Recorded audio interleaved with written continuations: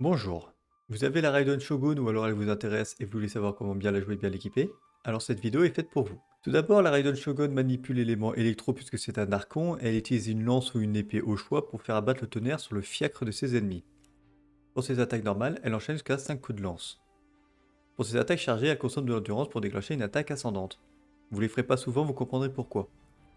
Sa compétence élémentaire Transcendance Présage Funestre, la Shogun Raiden dévoile un fragment de sa dimension de poche infligeant des dégâts électro aux ennemis proches et accordant à tous les personnages de l'équipe à proximité un œil de jugement orageux. Il fait quoi cet œil? Et ben lorsqu'un personnage bénéficiant de cet effet attaque et inflige des dégâts à un ennemi, l'œil déclenche une attaque coordonnée infligeant des dégâts électro de zone à l'emplacement de l'ennemi. Les personnages qui obtiennent un œil de jugement orageux voient les dégâts de leur déchaînement élémentaire augmenter pendant l'effet de l'œil en fonction de l'énergie élémentaire consommée par le déchaînement. Son déchaînement élémentaire Art secret Dogme d'idéal, la Raiden Shogun libère le Kendo d'idéal en sortant une épée de ses boobs et infligeant des dégâts électro de zone avant d'utiliser cette dite épée au combat pendant un certain temps. Avec l'épée en main, les attaques normales chargées et plongeantes de la Shogun seront imprégnées de dégâts électro et sont considérées comme des dégâts de déchaînement élémentaire. Quand de telles attaques touchent des ennemis, la Shogun restaure l'énergie élémentaire de tous les personnages de l'équipe. Lorsque le personnage de l'équipe à proximité utilise un déchaînement élémentaire, le chakra de la Shogun Raiden accumule la résolution en fonction de l'énergie élémentaire consommée par le déchaînement. Les dégâts infligés par le déchaînement de la Shogun augmentent selon le nombre de cumuls de chakras consommés en utilisant l'aptitude. Plus t'en as, plus tu fais mal en gros. Mais tu fais vraiment mal. Au niveau de ses passifs. Son premier passif, Souhait inoubliable. Lorsque les personnages de l'équipe à proximité obtiennent une orbe ou une particule élémentaire, le chakra obtient 2 cumuls de résolution. Son deuxième passif, l'illuminé. Tous les 1% de recharge d'énergie au-dessus de 100%, la Shogun Raiden bénéficie des effets suivants.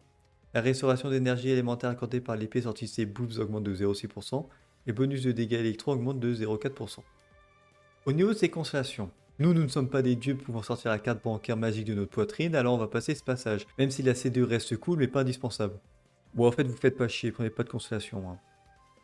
Alors, au niveau de ses équipements, on a deux manières de la jouer. Une façon que vous pourrez qualifier de classique pour faire des dégâts, et l'autre façon en team exubérance où c'est elle qui déclenchera la réaction.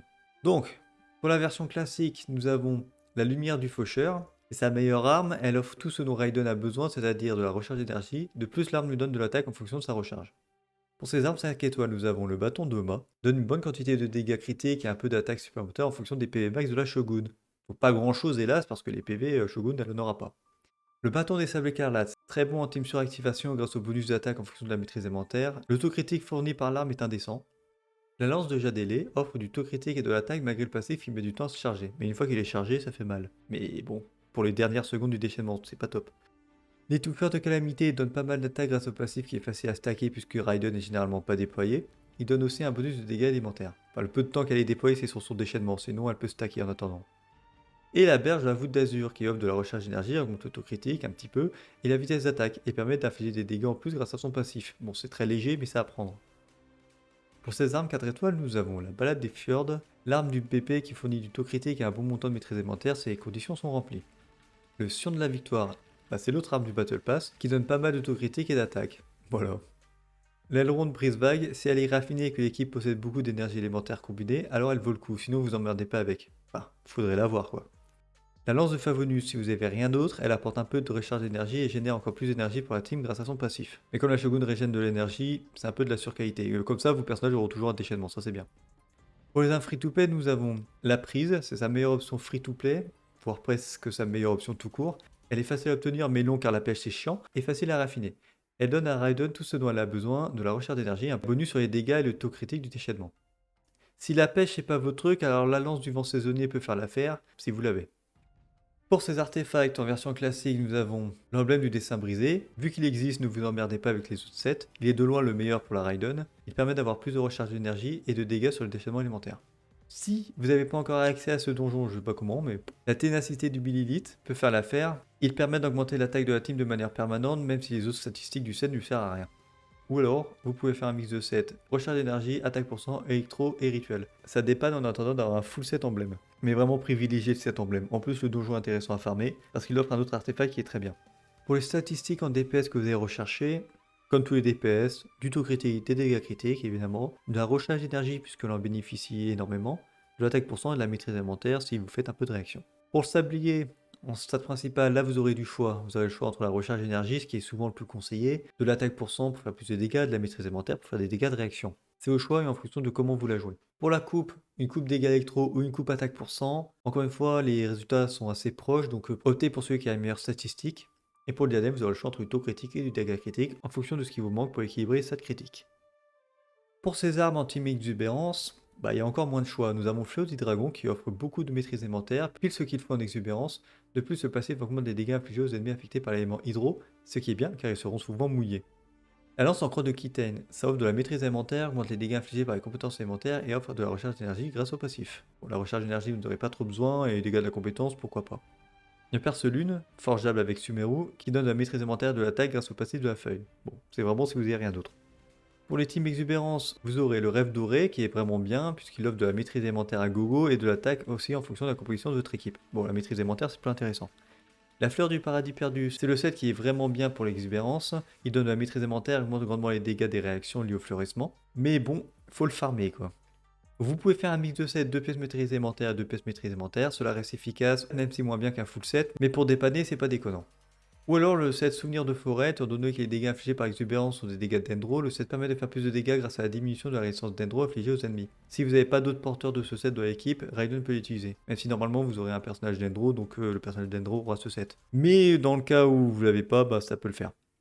Pour une version exubérance, c'est super simple. De la maîtrise, et c'est tout. Si vous voulez vous amuser avec Raiden qui fasse un peu de dégâts avec la compétence, mettez du tout critique, du dégât critique, qu'est-ce que vous voulez.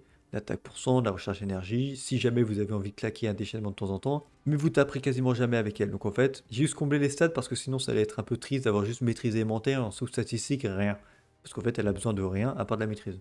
C'est super simple, à condition d'avoir en stat principal la maîtrise élémentaire sur les sets que vous voulez. Au niveau de ces équipes, nous avons l'Hyper Raiden, où Raiden fera de bons dégâts et tabassera comme une grosse débile avec son déchaînement élémentaire. Globalement, la team se résume à Sarah, Kazuha, Bennett. Voilà, Sarah C6. Hein. Si vous n'avez pas Sarah C6, la team perd énormément en potentiel. Tant pis, c'est pas grave, on n'a pas tous Sarah C6. Du coup, en remplacement, vous pouvez utiliser Yaemiko, Lisa et Fischl. Lisa avec le malus prototype peut soigner, donc ça peut être intéressant. Enfin, je dis ça, mais il y a Bennett, donc...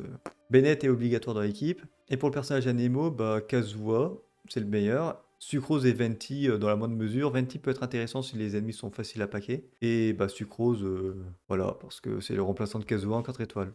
Pour une team suractivation, où Raiden fera toujours des dégâts avec son déchaînement, faut pas déconner, vous aurez besoin d'un personnage d'Endro pour activer la réaction. Bon, le meilleur choix reste Naida évidemment, puisque son application d'Endro est très bon, mais sinon vous avez collé le voyageur qui peut faire l'affaire. Pour le personnage Anemo, Kazuha ou Sucrose, et Venti aussi, comme d'hab. Et pour le personnage électro, Fischl, Yaemiko, c'est très bien. Ensuite, si vous avez besoin de soins, vous pouvez remplacer un personnage Anemo par un soigneur Anemo, donc Jin ou Sayu. Pour le Dendro, Yao Yao et Baishu pour les soins. Et en électro, Lisa avec le tome Malice Prototype, Shinobu et Dori. Ouais, bon, qui a envie de jouer Dori. Mais au moins, vous pouvez les jouer si vous avez besoin d'un soigneur. Petite parenthèse sur la team rationale, donc c'est Raiden dans une team nationale. C'est peut-être la meilleure équipe, mais en même temps, vous enlevez Raiden, vous avez 3 personnages qui font déjà le travail, donc pas besoin de Raiden. Mais elle rajoute en plus des dégâts. Et elle permet d'avoir le déchaînement plus souvent pour l'équipe, donc ça c'est bien parce que Xianling a besoin de beaucoup de recharge d'énergie. Donc ça peut être cool. Ou vous pouvez jouer par exemple Raiden en team physique où il ne sera là qu'à pour appliquer l'électro et c'est tout. C'est comme ça que j'ai à jouer puisque je ne respecte pas ce perso hélas. Mais c'est pas sa faute parce que je l'ai mal joué, c'est tout. Avec Yula ça fait très bien l'affaire. Ou avec un autre personnage DPS physique électro ça fait très bien l'affaire. Par exemple Razor et Razor en fait. Pas beaucoup de personnages physiques. Hein. Et du coup voilà. Elle peut être jouée comme ça mais c'est perdre un peu son potentiel. Bon, occupons-nous d'une vraie équipe. En team exubérance, vous avez besoin d'un personnage d'Endro et d'un personnage Hydro. Et le dernier personnage, c'est un peu flexible parce que vous avez déjà avec les 3 premiers personnages la base de la réaction. Donc pour le personnage d'Endro, Collet, le voyageur en 4 étoiles. Naïda pour les plus fortunés parce qu'elle applique très bien l'élément. Pour la protection, vous aurez Kirara et Baishu qui soignent aussi. Et Yao juste pour le soin. Vous pouvez jouer du coup à l'item, mais dans ce cas-là, Raiden sera en sub DPS. La plupart du temps, Raiden en team exubérance ne sera pas sur le terrain. Donc à l'item vaut le coup ici. Pour le personnage Hydro, Xingqiu Yelan, c'est très bien si votre personnage sur le terrain fait des attaques normales. Furina, c'est cool aussi pour son buff, même si bon, en exubérance, vous ferez des dégâts avec la réaction, pas avec les attaques des personnages, donc ça va pas trop buffer les réactions, c'est dommage. ou Mona et Kokomi, puisqu'ils appliquent l'élément en zone, et plutôt fréquemment. Kokomi apporte du soin, donc ça peut toujours être intéressant. Et dernier personnage, comme j'ai dit, c'est assez flexible, vous ne pouvez pas rajouter un personnage d'Endro si jamais vous n'avez pas une bonne application d'Endro. Vous pouvez utiliser un personnage Anemo, mais si je vois pas trop l'intérêt, ça sera surtout pour booster les dégâts des autres éléments, puisque l'élément d'Endro ne peut pas être dispersé, et du coup vous pouvez pas baisser la résistance élémentaire d'Endro des ennemis. Donc voilà, l'élément Anemo n'est pas assez intéressant, sauf si votre personnage Hydro fait beaucoup de dégâts, alors du coup il fera plus de dégâts grâce à les dispersions. Vous pouvez mettre un autre personnage Hydro pour appliquer plus l'élément. Par exemple, vous pouvez faire Xingqiu et Yelan. Et là, ça commence à faire mal. Ou alors le Zong ou un autre personnage qui applique le bouclier pour la protection, par exemple Diona et compagnie. Mais évidemment, un bouclier qui ne va pas gêner la réaction. Le Zong, ça gêne pas trop. Diona, elle peut geler, mais généralement, ça gêne pas trop non plus. L'élément Cryo ne va pas réagir avec les noyaux. Et vous pouvez mettre Chichi. Donc moi, la team que j'aime bien jouer avec Raiden, bah, c'est team avec Chichi, quoi. Chichi, Naida et Furina. Faut bien rentabiliser le perso, je l'ai C2 la Chichi, putain. Donc voilà, c'est à peu près tout ce que j'avais à dire sur la Raiden. Au niveau de son apparence, bof, ça va. Je suis pas trop sandé. C'est pas son apparence qui me pose problème, c'est qu'elle est nulle à chier en Archon, putain, j'ai jamais vu ça. De tous les Archons, c'est l'Archon le plus bancal. Bref, ça, c'est mon avis. Sinon, qu'est-ce qu'elle vaut? Eh ben étrangement, je la joue pas en tant que main DPS où elle fait des dégâts avec son déchaînement élémentaire. Donc là-dessus, je peux pas trop dire. Je sais qu'en Rational, elle fait énormément de dégâts, mais bon, c'est la team nationale qui veut ça. En Hyper Raiden, j'ai pas Sarah C6, donc merde. Et sinon, je la joue en Exubérance où elle fait très bien l'affaire, même si Cookie Shinobu lui fait un peu de l'ombre parce que Cookie soigne. Voilà, elle est pas si indispensable que ça. Enfin, en tout cas, vous me l'avez mieux vendu que moi je vous la vends. Invoquez-la si elle vous intéresse ou si vous aimez son design.